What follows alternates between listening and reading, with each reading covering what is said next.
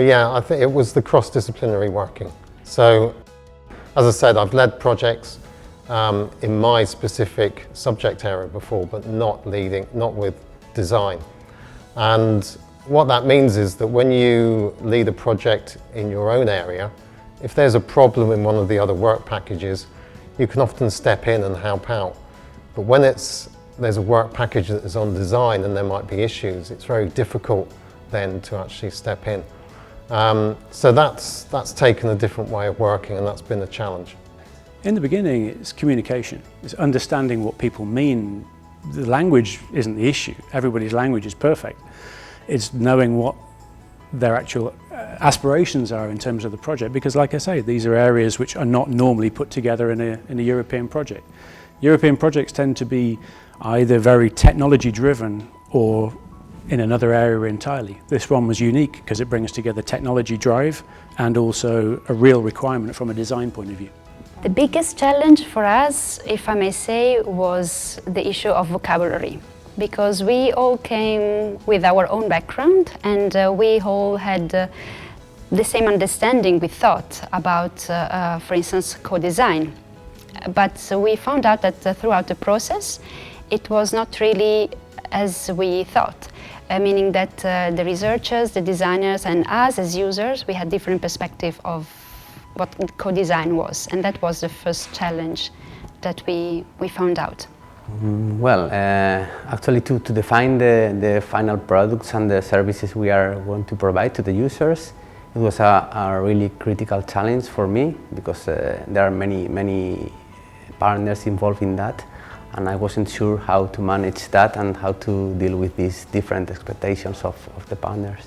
There have been many challenges, but in a way these challenges have been the opportunity for us to come up with a new perspective in design management. Again, 20 partners, 9 countries, 6 types of organizations. And some organizations, they are very commercial focused, some of them are research focused. And the people coming from science, they don't have any hard constraints, but in a project you need some hard constraints.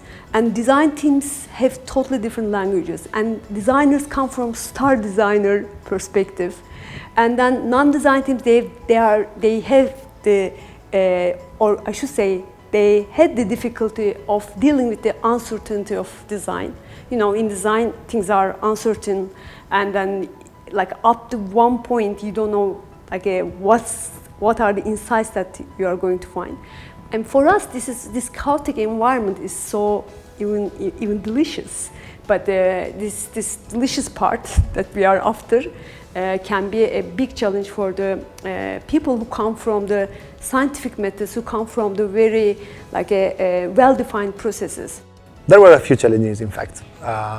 First of all, when you put together 20 organizations from 9 countries that belongs to very different cultures, to very different countries, languages, work environment, it's really challenging. It's really challenging.